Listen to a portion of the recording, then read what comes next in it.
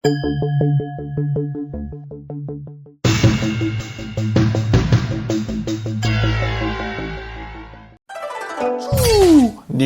hao, je suis Greg le Geek ou GG pour les intimes et je vous souhaite la bienvenue pour cette nouvelle vidéo avec aujourd'hui le Ulefone Power, oui, le nouveau Power de chez Ulefone, un smartphone de 5,5 pouces en Full HD avec un écran Gorilla Glass, un processeur octa-core, 3Go de RAM, 6Go de ROM, la micro SD et surtout une grosse batterie de 6050 mAh. Et oui, tu le sais, parce que voir les produits en photo c'est bien, mais les voir en vidéo c'est mieux, alors débridez-vous et découvrez tout notre high-tech ou smartphone. Allez, on faisait plus après générique, et après pas un geek.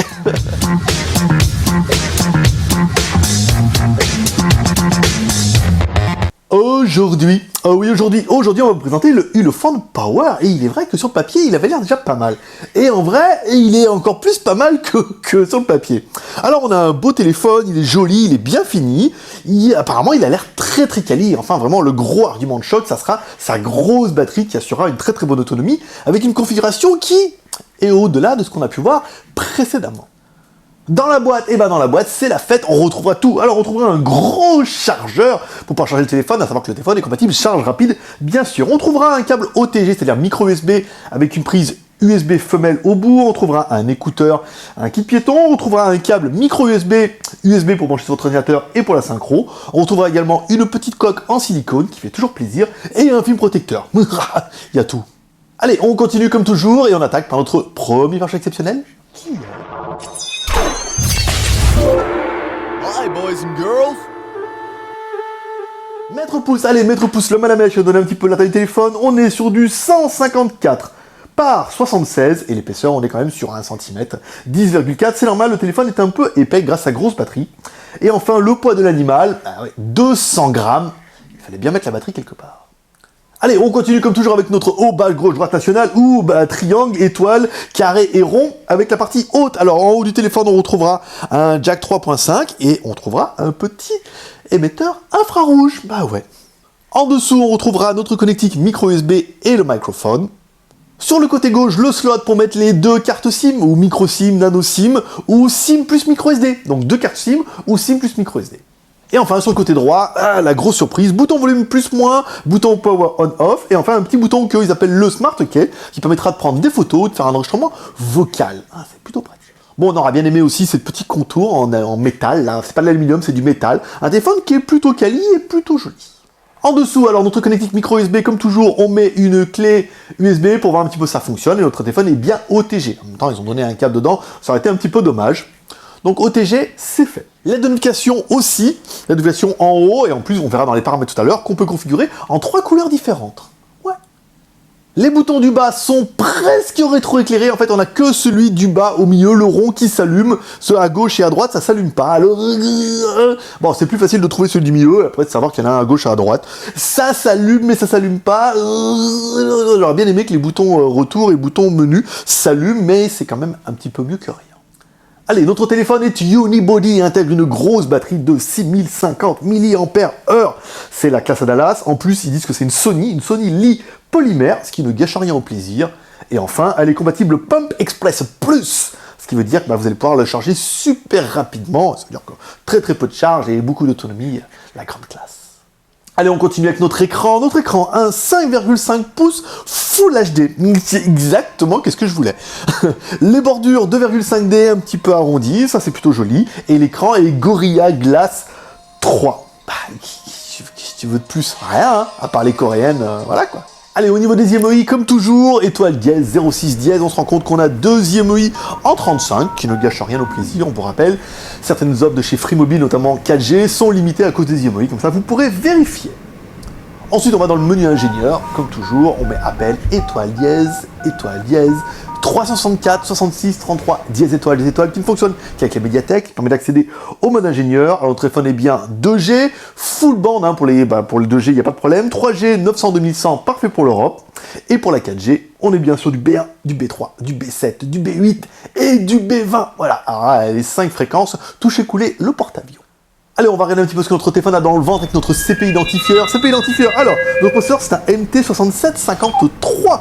Donc un octa-core de 8 x 1 Go 3. C'est pas mal, c'est la classe à Dallas. On n'avait pas assez de batterie pour vous donner le score. Enfin bon, ça c'est pas très important. Octa-core, c'est continue comme toujours avec notre deuxième perche exceptionnelle, que tu vas chanter tous en chœur.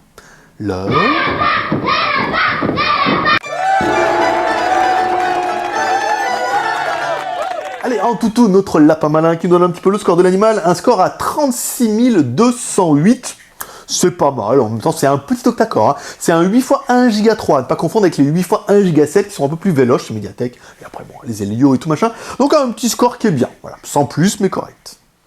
Allez, on regarde maintenant notre technique avec Z-Device, et au niveau du compass, je dis yes. Voilà, le téléphone a bien le compass, ça fonctionne bien, voilà, ça vous permettra d'aller en montagne et d'avoir un petit peu une boussole.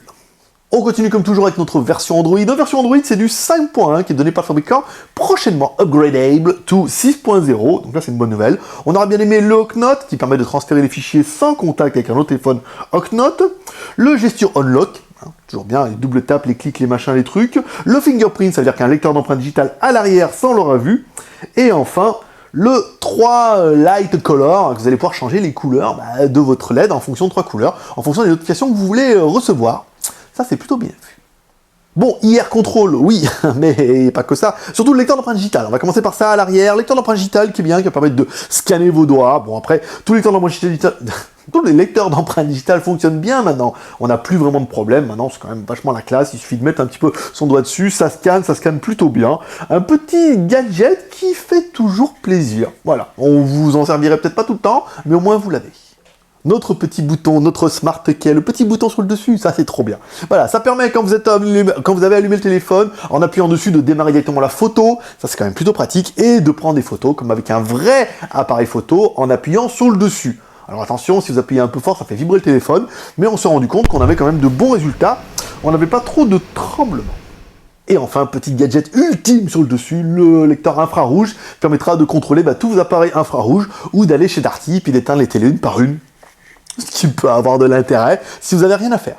Allez, on va regarder un petit peu la mémoire, comme toujours, on va dans les applications, mais les applications en cours, on regarde un petit peu les mémoires. On est bien sur un téléphone qui fait 3 Go de RAM.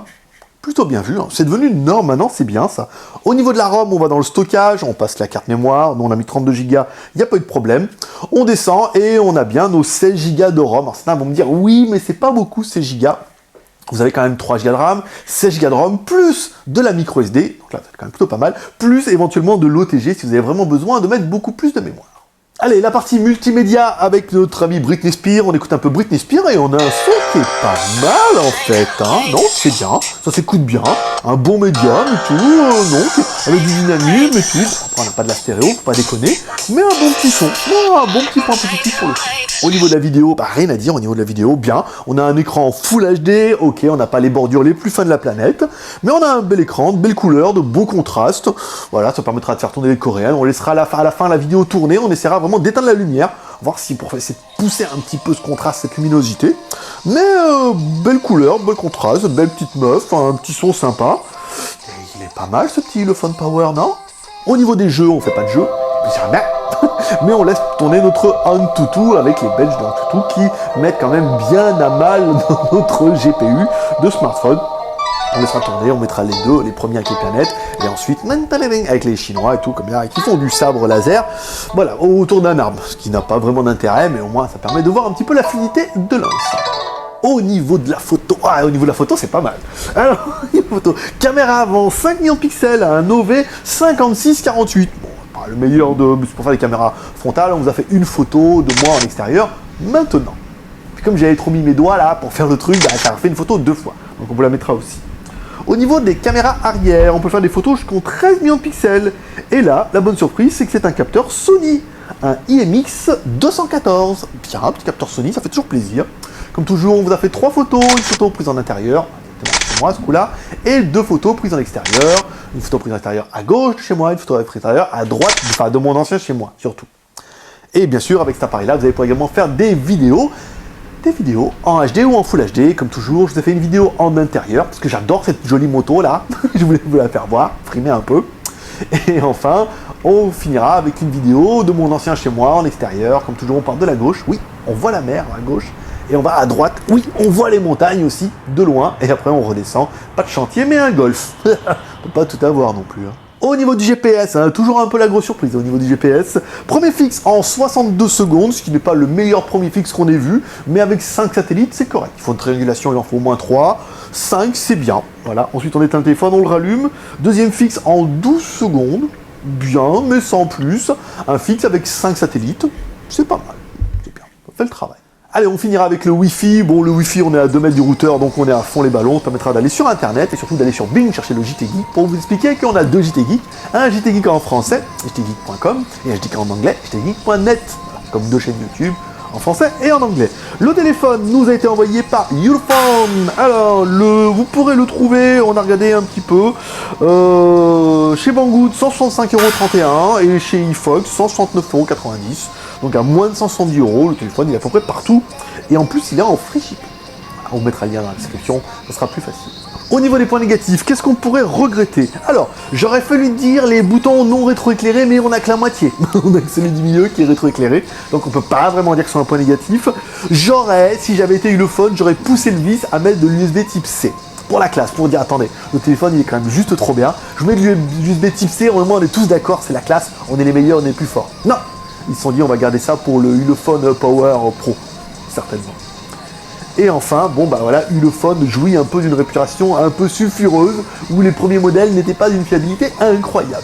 Après, on se dira, vu que maintenant Umi et Dougie arrivent à nous faire des téléphones fiables, il n'y a pas de raison qu'Ulefone n'y arrive pas non plus. Donc voilà, est-ce que vous êtes prêts à leur laisser leur chance, ou pas? Vous nous direz ça dans les commentaires.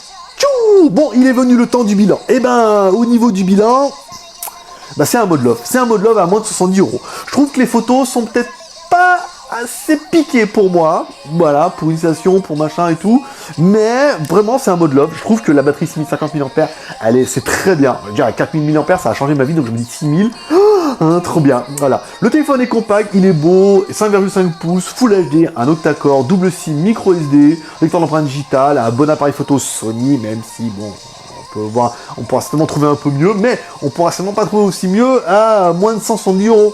Aussi mieux que bien davantage. Encore meilleur. Donc pour moi, personnellement, c'est un mode love.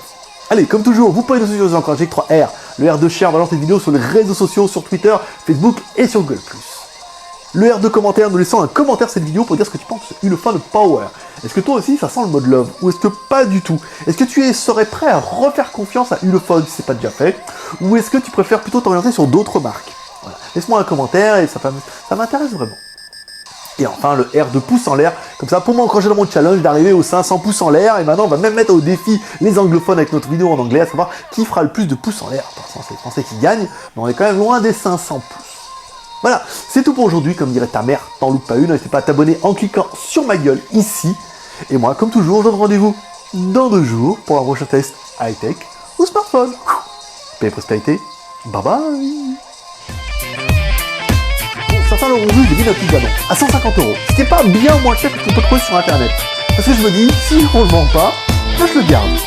C'est pas trop mal. Je peux mettre le tester sur la longueur. 50 mAh, c'est pas mal. Puis mon vue qu'il est cassé et tout. Ah, faut changer. Ouais. Allez, on y est au deuxième oui, comme toujours.